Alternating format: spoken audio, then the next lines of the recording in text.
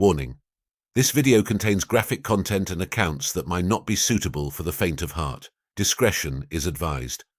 Herman Webster Mudgett, better known as H. H. Holmes, was born on May 16, 1861, in Gilmanton, New Hampshire, to Levi Horton Mudgett and Theodate Page Price. Raised in a strict Methodist household, Holmes showed early signs of intelligence and a peculiar interest in medicine and anatomy. He graduated from high school at 16 and took teaching jobs in Gilmanton and nearby Alton. In 1878, Holmes married Clara Lovering and 2 years later entered the University of Vermont. Dissatisfied with the program, he transferred to the University of Michigan's Department of Medicine and Surgery, where he graduated in June 1884.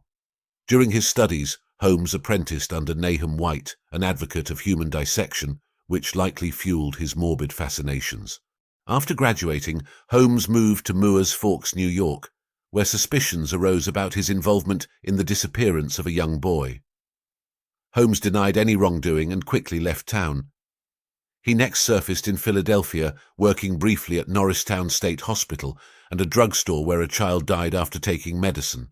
Again, Holmes denied involvement and fled. In 1886, Holmes moved to Chicago, adopting the alias Dr. H. H. Holmes.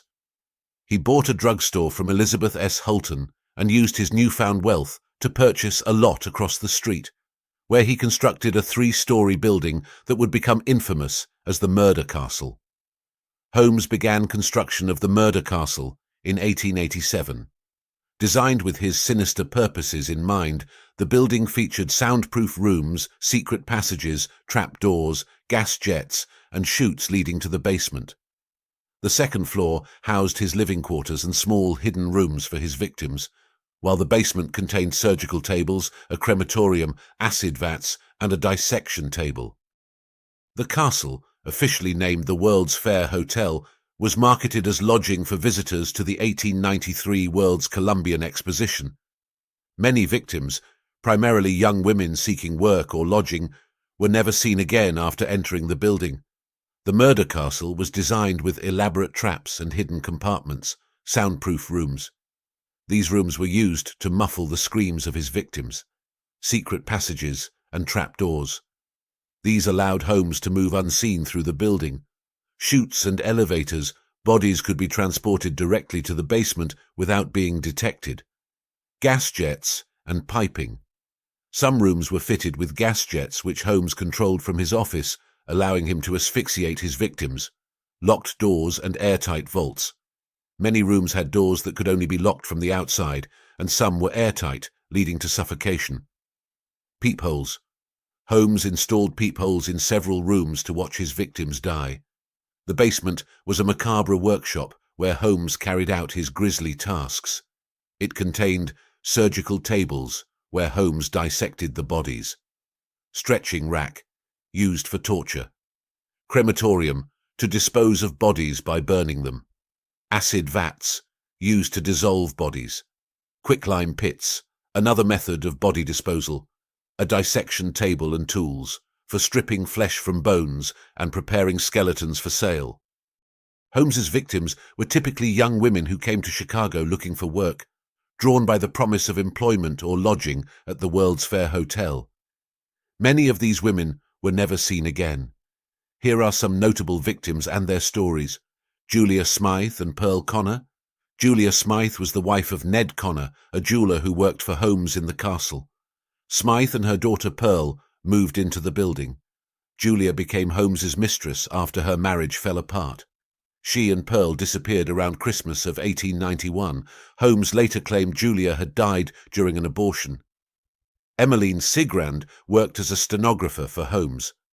She disappeared in December 1892 after reportedly agreeing to marry Holmes. It is believed that she was locked in one of the airtight vaults and left to suffocate. Minnie and Nanny Williams. Minnie Williams was a Texas heiress whom Holmes had met while in Boston. Holmes offered her a job in Chicago, and she, along with her sister Nanny, moved to the city. Holmes later convinced Minnie to transfer her property in Fort Worth, Texas, to him. The sisters disappeared in July 1893. It is believed they were both murdered. Benjamin Pitezel was one of Holmes's accomplices and a victim. Holmes had him fake his own death as part of an insurance scam, but instead Holmes killed him and collected the money for himself. Holmes's methods of murder were varied and often gruesome. He enjoyed the process of killing and often experimented with different techniques.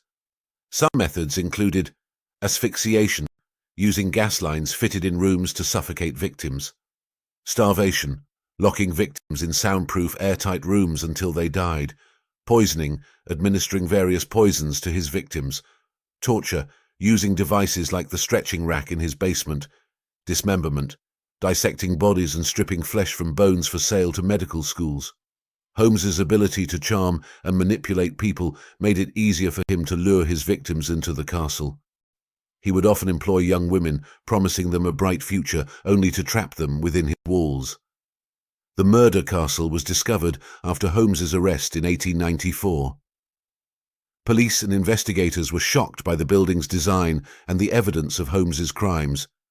They found human remains, blood stains, and other macabre evidence in the basement and hidden rooms. The extent of Holmes's murders remains uncertain, but his confession of 27 murders is widely believed to be an understatement. Holmes's downfall began with an insurance scam involving his associate, Benjamin Pitezel. In 1894, Holmes and Pitezel planned to fake Pitezel's death for a $10,000 insurance payout. Instead, Holmes killed Pitezel by knocking him unconscious with chloroform and setting him on fire. Holmes collected the money and went on the run, traveling across the US and Canada. Captured in Boston on November 17, 1894, by the Pinkerton National Detective Agency, Holmes was initially held for horse theft. The investigation soon revealed his more serious crimes, and authorities uncovered the horrors of the murder castle. Holmes was tried and convicted for the murder of Pitezel and sentenced to death. He confessed to 27 murders, though many confessions were false or exaggerated. The true number of his victims remains unknown, but is believed to be much higher. Holmes was hanged on May 7, 1896, at Moyamensing Prison in Philadelphia. The execution was botched. Holmes's neck did not break, and he was strangled to death over 15 minutes. He remained calm and unremorseful until the end. Holmes's own words, and I quote, "I was born with the devil in me. I could not help the fact that I was a murderer, no more than the poet can help the inspiration to sing. I was born with the evil one standing as my sponsor beside the bed I was ushered into the world, and he has been with me since." The murder castle was remodeled and used for various purposes until it was demolished in 1938. Today, a post office stands on the site. H. Holmes is remembered as one of America's first and most notorious serial killers.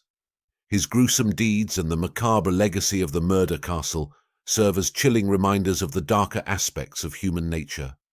Thank you for watching this macabre tale of what horrors are possible in this world. Sleep tight tonight.